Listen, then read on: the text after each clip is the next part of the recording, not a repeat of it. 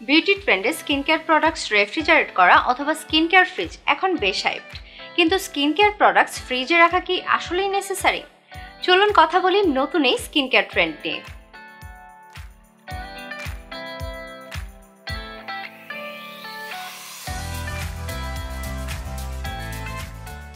অনেকেই মনে করেন স্কিন কেয়ার প্রোডাক্টস যদি কোল্ড টেম্পারেচারে রাখা হয় তাহলে প্রোডাক্টের ইফেক্টিভনেস বেড়ে যায় এবং বেটার কাজ করে। কিন্তু এই কনফিউশন ক্লিয়ার করার আগে আমাদের জেনে নিতে হবে কোন ইনগ্রেডিয়েন্টগুলো আমরা কোল্ড টেম্পারেচারে স্টোর করতে পারবো আর কোনগুলো স্টোর করতে পারবো না।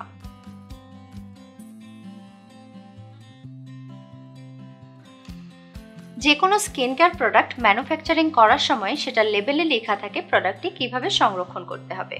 বেশিরভাগ skin care product direct sunlight থেকে দূরে কুল অ্যান্ড ড্রাই প্লেসে অর্থাৎ রুম টেম্পারেচারে রাখার জন্য সাজেস্ট করা হয়, যাতে excessive hit and light exposure প্রোডাক্টের কোয়ালিটি নষ্ট না করে দিতে পারে। কিছু স্পেসিফিক ফর্মুলেশনের স্কিন কেয়ার প্রোডাক্টস ফ্রিজে স্টোর করা যায়, যেমন অ্যান্টিঅক্সিডেন্টস লাইক ভিটামিন সি। অনেকেই জানেন ভিটামিন সি বেশ আনস্টেবল। এই উপাদানটি আলো এবং বাতাসের সংস্পর্শে আসলে সহজেই অক্সিডাইজ হয়ে যায়, ফলে সময়ের সাথে সাথে প্রোডাক্টের ইফেক্টিভনেস কমে যাওয়ারও সম্ভাবনা থাকে। যদিও ভিটামিন সি ডার্ক বটলে আসে, তারপরেও এক্সেসিভ হট ওয়েদারে ভিটামিন সি অক্সিডাইজ হয়ে যাবার চান্স থাকে। রেফ্রিজারেশন অক্সিডেশন প্রসেসকে স্লো ডাউন করতে হেল্প করে অ্যান্ড প্রোডাক্টের শেলফ লাইফ বাড়ায়। তার মানে এই না যে কোনো প্রোডাক্টের শেলফ লাইফ যদি 6 মাস থাকে, প্রোডাক্টটি 6 মাসের থেকেও বেশি সময় ভালো থাকবে। প্রোডাক্ট যাতে 6 মাসের আগে নষ্ট না হয়ে যায় এই জন্য রেফ্রিজারেট করা যেতে পারে।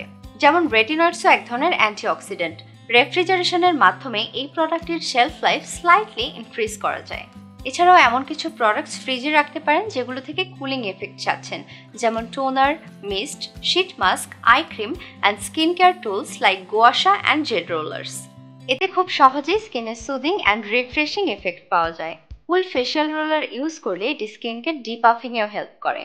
এছাড়াও যাদের একটু ইচি স্কিন অর এক্সেমা আছে তারা বডি ক্রিম অ্যান্ড ময়শ্চারাইজার ফ্রিজে স্টোর করে রাখতে পারেন।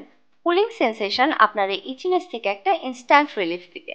অ্যান্ড লাস্টলি, যারা DIY products or preservative free organic product use করেন, এই প্রোডাক্টগুলোতে যাতে ব্যাকটেরিয়াল গ্রোথ না হয় তাই শর্ট টাইমের জন্য এগুলো ফ্রিজে স্টোর করা যেতে পারে।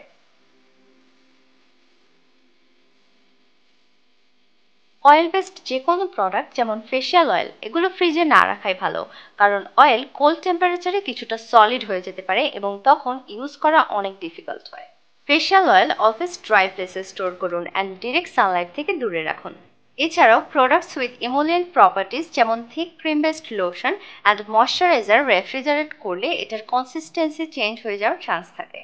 কিছু কিছু প্রোডাক্টের water and oil mixture change হয়ে যেতে পারে কোল্ড টেম্পারেচারে।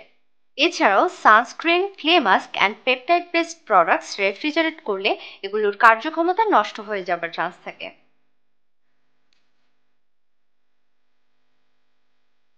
স্কিন কেয়ার ফ্রিজ আসলে লাক্সারি, নট নেসেসিটি, কারণ ম্যাক্সিমাম স্কিন কেয়ার প্রোডাক্ট এমনভাবেই ম্যানুফ্যাকচার করা হয় যেন সেগুলো নর্মাল টেম্পারেচার ঠিক থাকে। আর যদি কোনো প্রোডাক্টের প্যাকেজিংয়ে স্ট্রিক্টলি মেনশন করা থাকে যে কোল্ড টেম্পারেচারে স্টোর করতে হবে, তাহলে সেটা পারচেস করার পর ফ্রিজে স্টোর করুন। আদারওয়াইজ নট নেসেসারি, কারণ স্কিন কেয়ার ফ্রিজ যে ইউজ করতেই হবে এমন কোনো কথা নেই।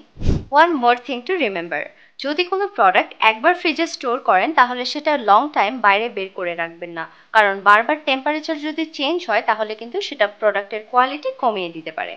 সো এই ট্রেন্ড কে কে ফলো করেন আর কার কি এক্সপিরিয়েন্স সেটা কিন্তু কমেন্ট করে জানাতে একদম ভুলবেন না।